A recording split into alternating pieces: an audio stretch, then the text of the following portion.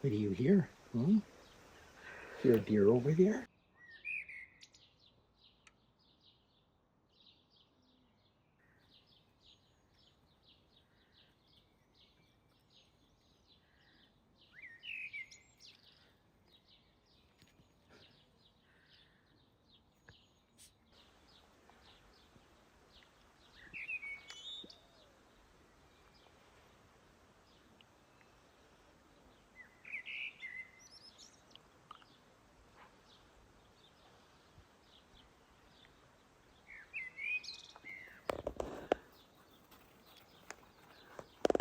So peaceful and quiet, just beautiful. Oh, there's a deer over there. That's what it is.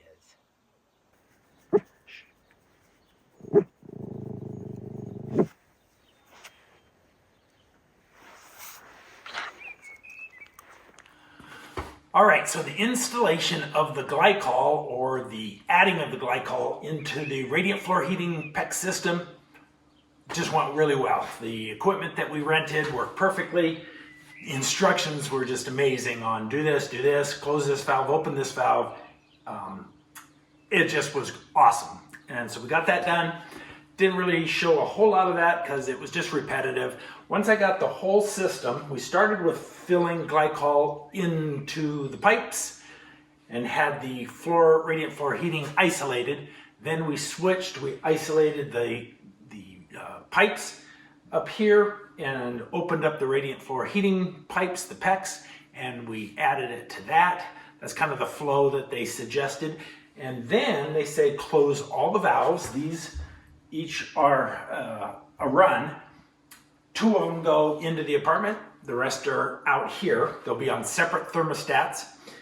And so they say close all of those off and then open one at a time and cycle through for about 15 to 20 minutes on each one of these. We did 15 just to get any air out. And pretty much the air was already all gone, but there were a few small, tiny bubbles that came through. Nothing to worry about, but we got those out anyway. And now we are ready to move on to the next step. This morning I took the equipment back and got that taken care of. I need to wire up this outlet over here because this system needs power coming from right here. The controller needs power, the pump needs power. So we're going to do that, and then we're going to start hooking it up. Over here we have the pipes from the boiler. We're going to take those, we're going to plumb it in. They come all the way over to here. This is the supply, the heat. This is the return, the cold. So we're going to get that plumbed up today. Hopefully, if all goes well. My parts arrived, and so if I ordered what I need, then we're good. Then we're going to move over to the wood fire boiler, and I've got to connect the other end of this into the boiler. I need to add another pump, a circulation pump that pushes the water over to here. So yeah, that's kind of the plan. I'm hoping I can at least get this part all plumbed and connected today. I'm going to start off with the little reciprocal oscillating saw, and we got to cut off the exterior casing and the insulation, get to the pipes so I can work with those. That's the first step.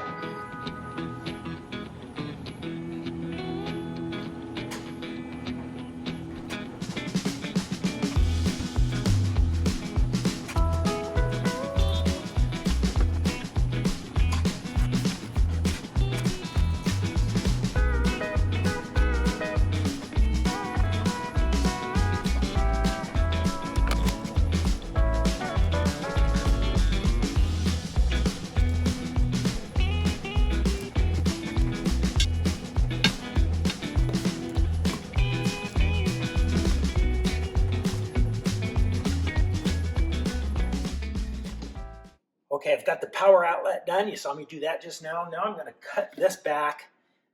I want to run the pipes like behind the PEX lines. I need to cut this off a little bit so I can get to the pipes themselves, get the the fittings on.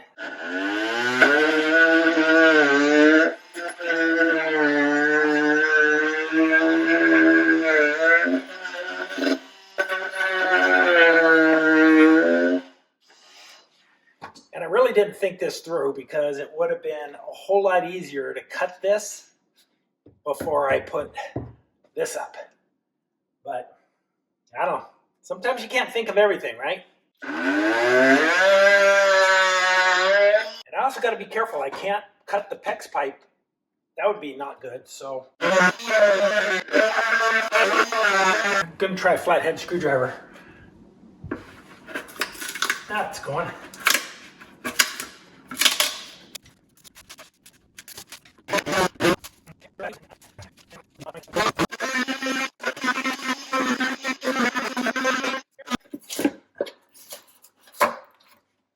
All right.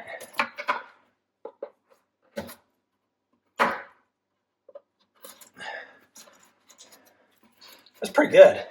There we go. Got it.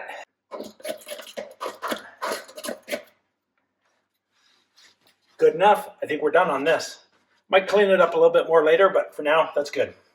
The other thing that you might be wondering is, why are both lines red? Are they both hot? No. I'm not sure why they done both red, but one of them has a black stripe on it, so you can tell the difference on the other end. We'll make a decision. Maybe the one with the black stripe will be the return, and the red will be the hot. Makes sense. All right, we put the deer feed out about, I don't know, 4 or 5 days ago now, and it took a day, maybe 2 before they discovered it, but once they did, they devoured it. I've seen as many as 3 at a time, so time to put some more out. They're really liking this. And the temperatures have been pretty cold, so hopefully this is a good thing. These are the pellets, alfalfa and molasses, and I don't remember what else. No, the pellets just had no molasses, but that's okay. I think they do. I don't think so.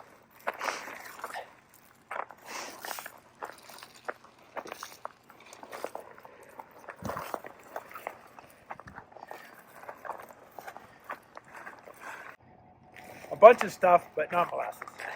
Every now and then your wife is right. Every now and then.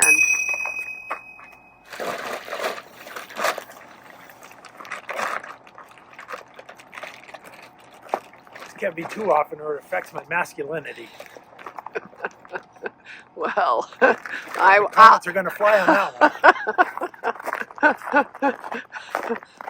one. Anybody that has been watching this for a while knows I'm just joking.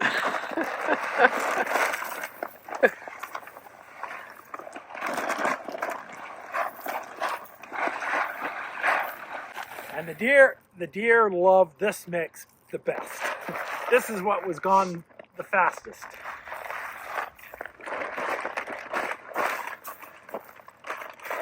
That's because that has the molasses in it. Yep.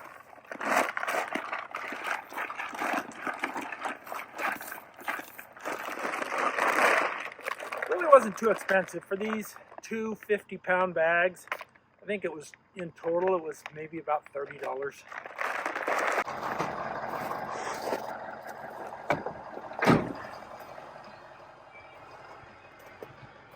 Were you a good girl in there? Stay. Sit down. Sit down. Get your seat. Good girl. She loves her seat.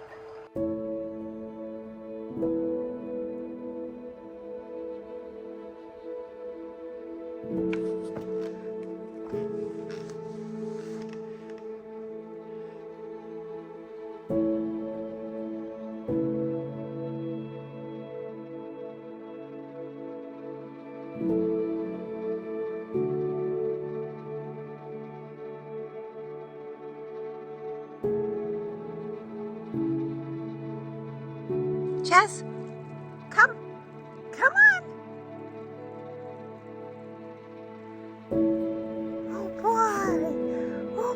so fun?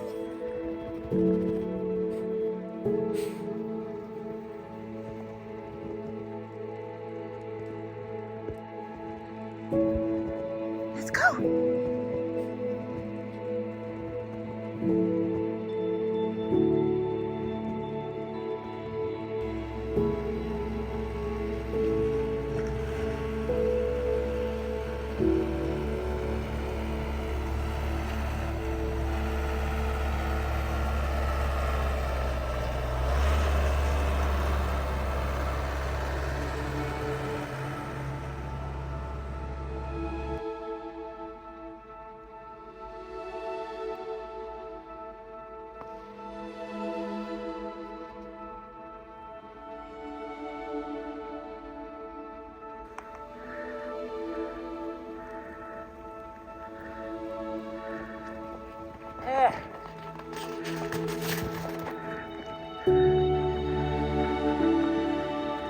A lot of work, but it's worth it.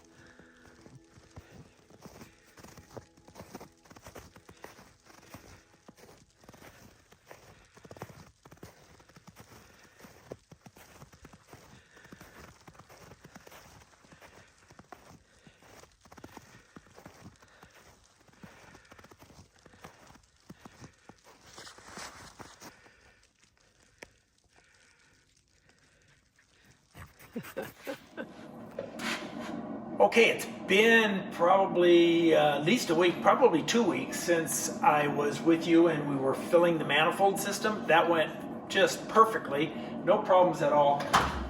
All of the PEX lines down here are filled with the glycol mix. It's a 33% mix, so 2 units of water, 1 unit of glycol. That is all pressurized and set, including most of the copper fittings that you see up in here. We are sitting at 20 psi, which is right where we want to be. And then I've also got plumbed in right here the hot and cold going to the gas boiler. I didn't show that. That was pretty simple to do. Just a PEX line that went into the valve that was already here. And then I had to put a union in up at the valve so I could get it all connected. That went really easy. So now today what I want to do is finish the install of the PEX piping that goes over to the boiler, comes out of the ground right down here. 2 pipes, one is for the hot, one is for the return. And what I'm going to do, or let me back up. The reason that it's been a couple of weeks since I was working on this, had to put it on hold because last minute I realized I need to put a filter in.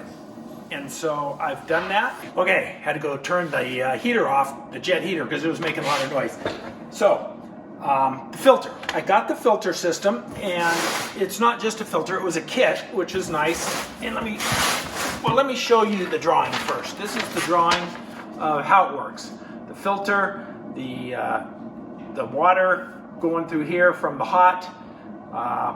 Actually, I think it goes it goes this way. And then this up here is a bypass, and the filter down here. So you set the bypass, and you can flush out the sediment that has been collected. And they sent this kit down here with all these parts. So here's the actual filter.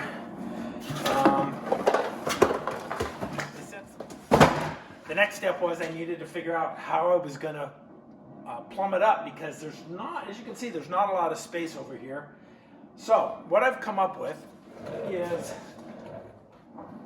run this line behind, run this behind over here.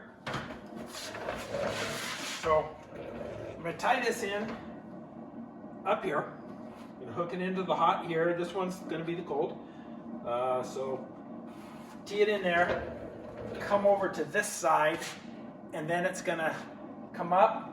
This is where it has to connect into, and I'm going to come up over, and I'm going to start bringing it this way, but then the bypass is going to come up and around, and I'll have the filter. The filter will be somewhere right about here. That'll give me room below it that I can get a little bucket underneath it to catch the sediment when I open the valve. And then the bypass will come up and around, and I think that'll work good. So that's the plan for today. Hope to get all of that done today, but we'll see. Getting a late start, so let's get at it. Alrighty, first step. I've got to put the, this is going to be the hot. I've got to put a T going from here up so I can have future use over to a water heater, and then coming out to here. So I've also need my 1-inch stainless steel PEX clamps, and I need a T. Okay, 1-inch T is going to go here.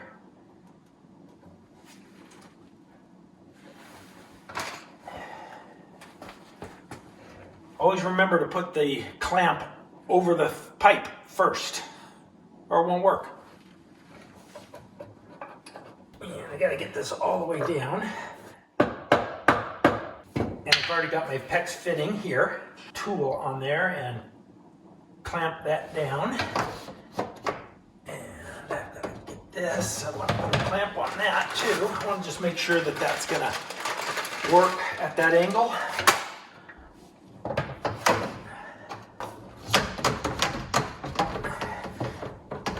And this is being a problem. Pain.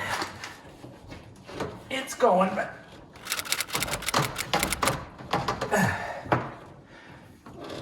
not easily. Almost. There we go. Okay. First thing, I'm going to clamp down. Oh, I almost forgot. I have a cap that goes over all of this. So I take this off. Now, this is the cap. It just protects. You don't want any kind of moisture going down in here. If you have a water leak somewhere in here and it goes onto this insulation, spray foam insulation, it'll just absorb into this, and now we've got water going down into the pipe under the ground, and that is potential for problem. So there's a cap, goes over kind of like so. We'll cut these. Okay, so put this down. There we go.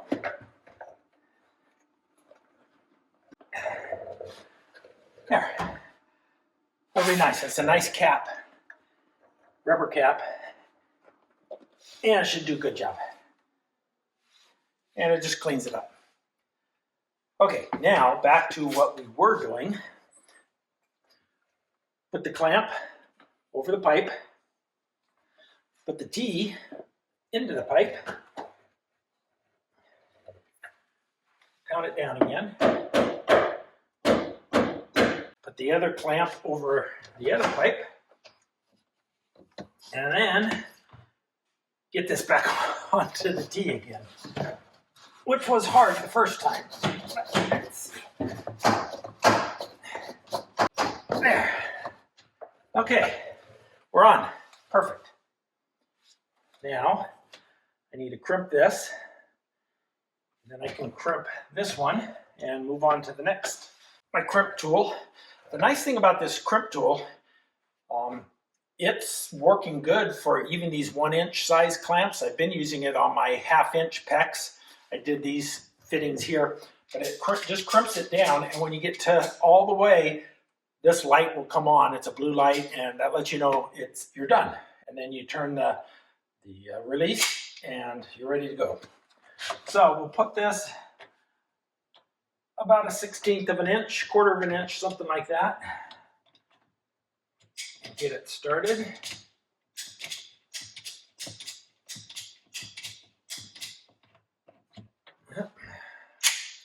Missed it. There we go. Now it's crimping. Tightening it up. And you'll watch this blue light, and that means it's done. I got to push really hard, though. One more, maybe. No, another. 2 hands. Come on. There we go. See that blue light? That tells me I'm done. And turn the release, and off it comes. And now that is on there. Okay. One down. Got to do this fitting. Same way.